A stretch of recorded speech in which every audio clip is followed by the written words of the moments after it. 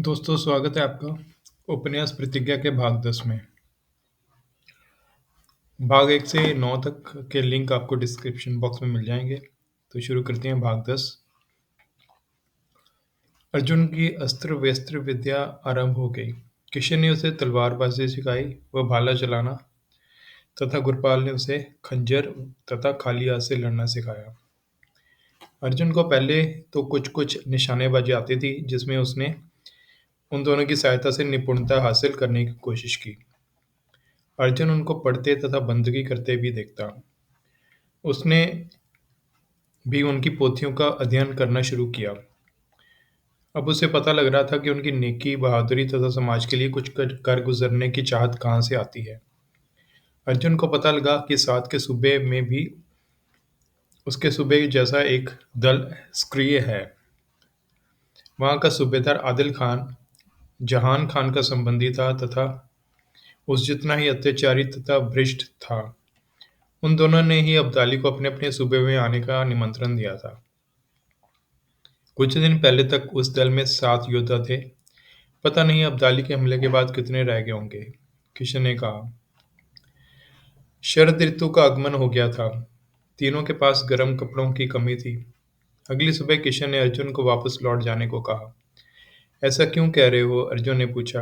क्या आप अभी तक आपने मुझे स्वीकारा नहीं, अथवा मुझसे कोई भूल हो गई है? नहीं भाई, ऐसी बात नहीं। मैं चाहता हूँ कि तुम अपने गांव जाकर अपने परिवार से मिलो। वह भी तुमसे मिलकर खुश हो जाएंगे। साथ ही तुम सूबे के सिपाहियों की गतिविधियों पर नजर भी रख सकते हो। किशन ने उत्तर दिया। जब लोग उससे पूछेंगे कि वह इतने दिन कहाँ था, तो वह क्या उत्तर देगा? गुरपाल ने प्रश्न किया। वह कह सकता है कि वह अपनी दुकान व खेतों के लिए सामान खरीदने गया हुआ था। किशन ने सुझाया। साथ ही उसने पास पड़े 2 खाली बोरे उठाए तथा अर्जुन को दे दिए। रास्ते में इनमें कुछ लकड़ी पत्ते आदि भर लेना, ताकि लगे कि तुम कुछ लाए हो। अर्जुन चल पड़ा। रास्ते में उसने बोरों में वो सामान भर लिया। गांव प्रवेश करते ही उसकी नज़र कुछ दिन पहले हुई तबाही पर पड़ी। लुटेरे जो साथ ना ले जा सके, जला गए। कई मकान व झोपड़ियां जली हुई थी। गांव वाले उन्हें ठीक करने में जुटे हुए थे, ताकि सर्दी शुरू होने से पहले उनके सर छुपाने की जगह तैयार हो जाए। अर्जुन ने देखा कि सूबेदार के सिपाही घूम रहे थे। जैसे ही वे अपने से पहली वाली गली में पहुंचा, उसकी दृष्टि गांव के लोहार रखा पर पड़ी। हमले वाले दिन उसका पुत्र तथा बहू मारे गए थे। उनका घर जला दिया गया था। रखा अपनी टूटी झोंपड़ी की मरम्मत में लगा था। वह छत पर चढ़ा हुआ था और उसके पोता पोती उसे भूसे की बोरी पकड़ाने की कोशिश कर रहे थे, पर उनके छोटे छोटे हाथ उस तक पहुंच नहीं पा रहे थे। अर्जुन घोड़े से उतरा।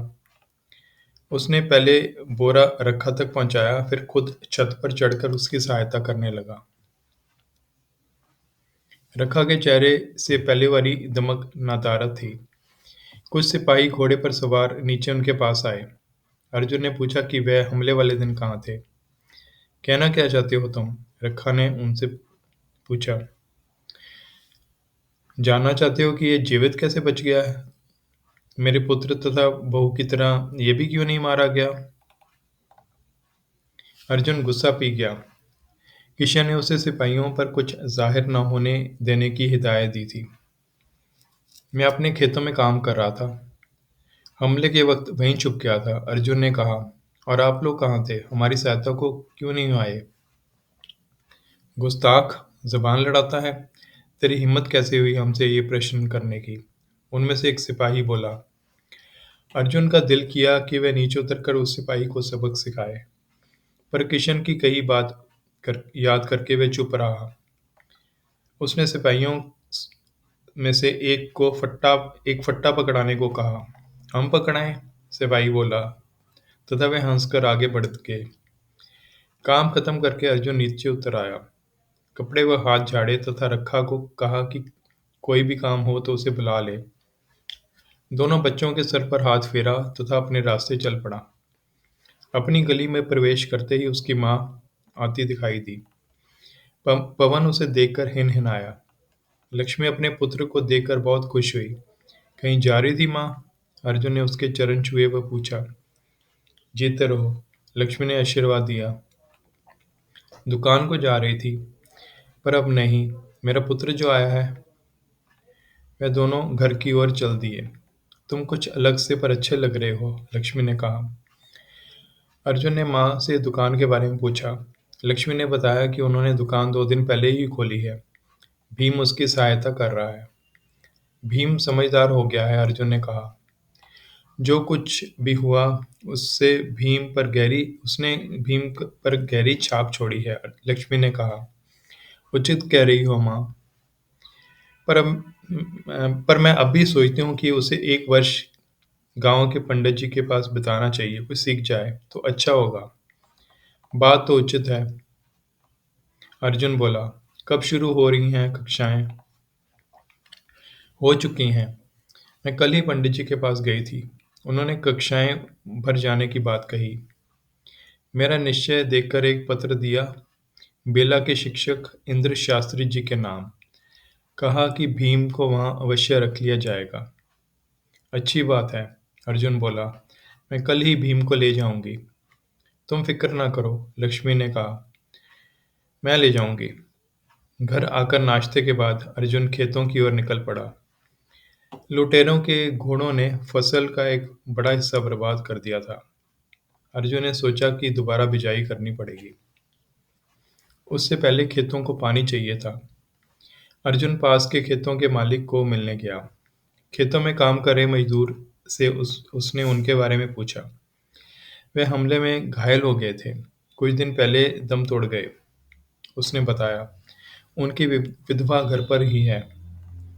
अर्जुन उनके घर की ओर चल दिया।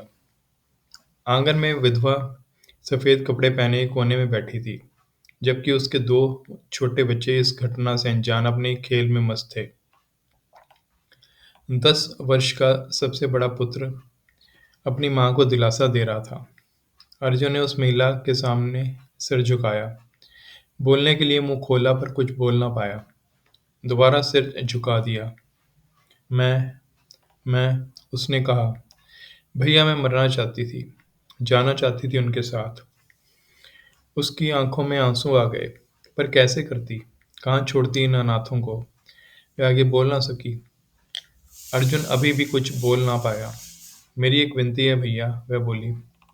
उसने अर्जुन से कहा कि वह उनके खेतों की देखभाल करे तथा उसके बड़े बेटे को खेती सिखाए। उसी शाम खाने के दौरान भीम ने अर्जुन से कहा, वीरे, मैंने दुकान की पूरी जिम्मेदारी संभाल ली है। हर काम अच्छी तरह लिया है। बाकी तो सब कर लेता हूँ, पर हिसाब किताब में थोड़ा कमजोर हूँ।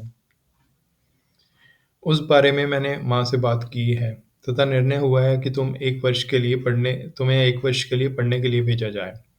तुम हिसाब किताब भी अवश्य सीख जाओगे, अर्जुन ने पूरे विश्वास से कहा। उसने इंद्र शास्त्री के नाम दिए पंडित जी के पत्र के बारे में बताया। तुम लोग कल ही बेला जा रहे हो, अर्जुन ने कहा। तुम नहीं चलोगे साथ? भीम ने पूछा। नहीं। तो दोस्तों, ये था उपन्यास प्रतिज्ञा का भाग 10। उम्मीद है आपको अब तक की कहानी अच्छी लग रही होगी। अगर आपको ये कहानी अच्छी लग रही है तो लाइक का बटन दबाइए, चैनल को सब्सक्राइब कीजिए और इस कहानी के इन भागों को अपने दोस्तों के साथ शेयर कीजिए। तो मिलते हैं अगले भाग में, भाग 11 में। तब तक के लिए अपना ख्याल रखिए।